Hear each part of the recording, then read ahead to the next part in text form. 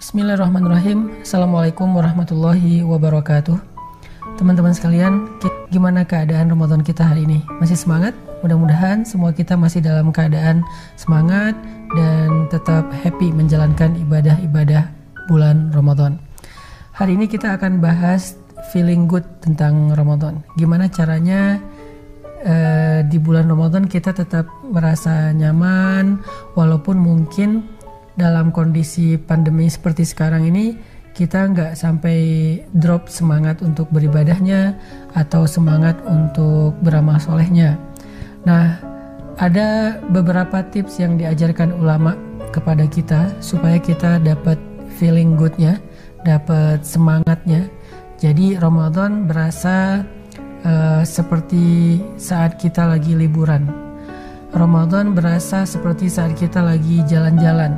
Jadi semua aktiviti kita selama bulan Ramadan itu nggak dianggap sebagai cuman ibadah yang wajib, tetapi juga ibadah yang asik, yang nyaman, yang fun. Terus apa yang harus kita lakuin supaya Ramadan kita itu maksimal, tapi kita juga tetap feeling good, tetap merasa happy. Nah, di antara nasihat ulama supaya kita dapat feeling yang nyaman saat beribadah itu, kata para ulama, berakatlah dengan Allah Subhanahu wa Ta'ala. Jadi ketika kita beribadah, melakukan satu kebaikan, kita berakatnya sama Allah, jangan sama makhluk. Artinya kita belajar ngarepin kebaikan hanya kepada Allah, bukan kepada makhluk. Karena kalau misalnya kita ngarepin kebaikan atau penghargaannya dari makhluk, kita akan sering kecewa. Misalnya nih, kan ibadah bukan hanya sholat dan puasa ya, tapi juga termasuk amal soleh membantu orang lain, kita donasi, kita misalnya nolongin temen, kita sharing pulsa. Mungkin di antara teman-teman yang lagi work from home atau yang lagi kuliah online, belajar online, kekurangan pulsa nih, akhirnya kita sedekah pulsa untuk dia supaya dia bisa tetap online belajarnya di sekolah ataupun di kampus. Nah, tapi setelah kita bantu dia, kita tuh kayak nggak dihargain gitu. Dia malah akrabnya sama teman kita yang lain, sama geng yang lain. Di grup dia nggak pernah nyaut apa yang kita broadcast. Akhirnya kita jadi bete, jadi baper. Nah, gimana caranya biar kita tetap feeling good, udah bantu orang lain dan gak nyesel? Caranya ketika awal kita melakukan kebaikan itu, cobalah untuk berakad dengan Allah. Saya bantu dia karena saya pengen Allah bantu saya. Saya melakukan ini untuk orang itu karena saya pengen Allah nanti ngelakuin itu untuk saya. Jadi balasan yang kita harapin itu dari Allah, bukan dari orang yang kita bantu, bukan dari makhluk, bukan dari manusia. Sehingga kalau kita berakadnya dengan Allah, kita bakal feeling good terus dengan ibadah kita. Makanya pernah seorang sahabat namanya Abu Bakar As-Siddiq kecewa, bete, baper sama seorang keluarga yang selama ini sering dibantu sama Abu Bakar, tapi bisa-bisanya dia memfitnah anaknya Abu Bakar, yaitu Sayyidah Aisyah radhiyallahu anha. Fitnahnya fitnah yang berat lagi, dituduh selingkuh sama seorang sahabat Nabi sendiri. Sehingga Abu Bakar merasa sangat kecewa kepada laki-laki itu. Lalu Abu Bakar bersumpah, demi Allah saya gak akan mau lagi ngasih dia nafkah. Demi Allah saya gak akan nolongin dia lagi. Demi Allah saya gak akan ngirimin lagi dia makanan. Nah, ketika Abu Bakar bersumpah, Allah Subhanahu wa Ta'ala menegur Abu Bakar di dalam surat An-Nur.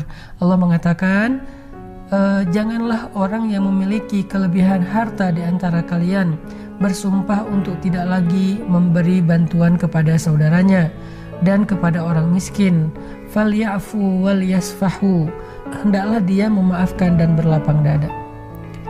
Allah nyuruh Abu Bakar memaafkan orang itu, padahal orang itu adalah orang yang sudah menyakiti hatinya Abu Bakar, padahal Abu Bakar sendiri juga udah sering nolongin dia. Ini gimana nih?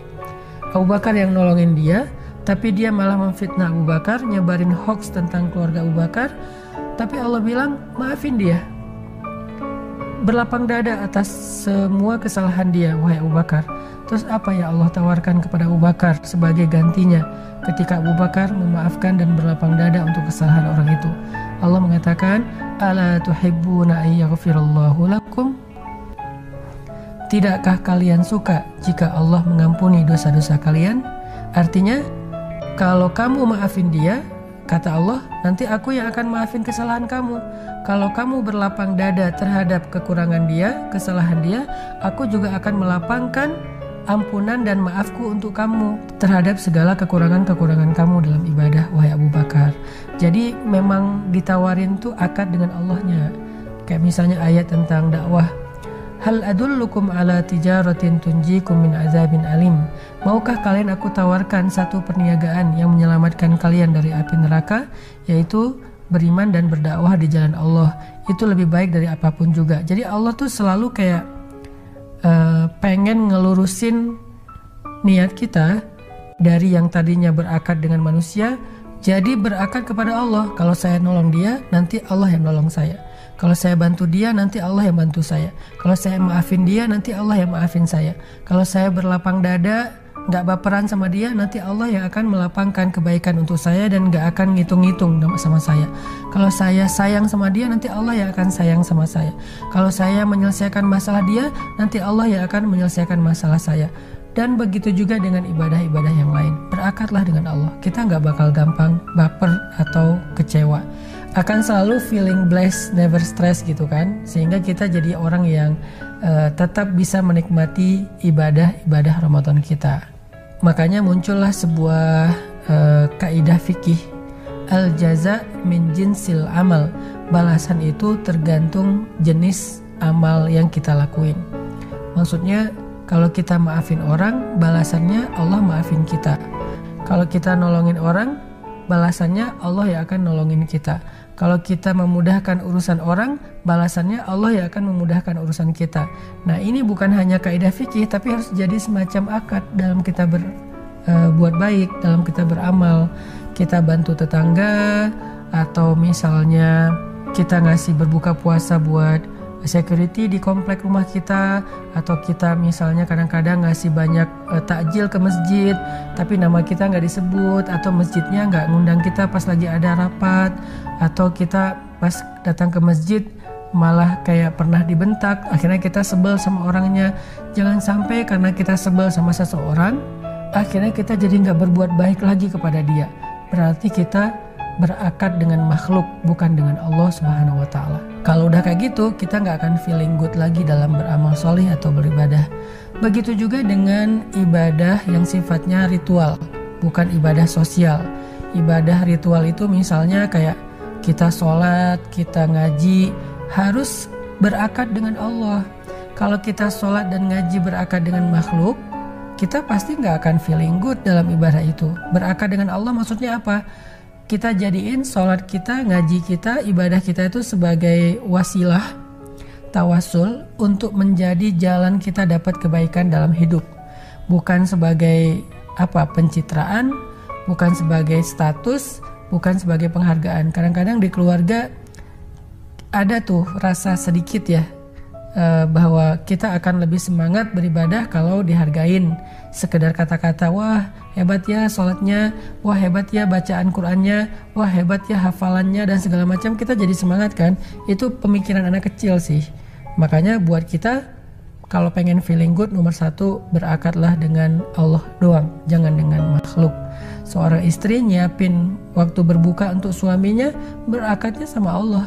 Suami mencari nafkah, menafkahi keluarganya, berakadnya dengan Allah. Tapi kalau dua-duanya berakad kepada makhluk, istri berakad kepada suami, suami berakad kepada istri, pasti dua-duanya nggak akan selalu feeling good, akan mudah kecewa banget.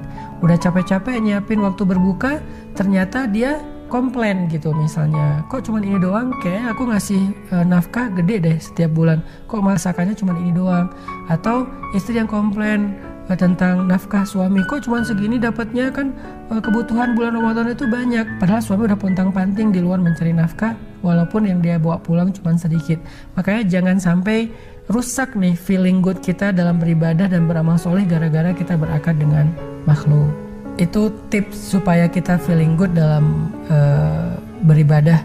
Yang pertama yaitu berakad dengan Allah Subhanahu wa Ta'ala.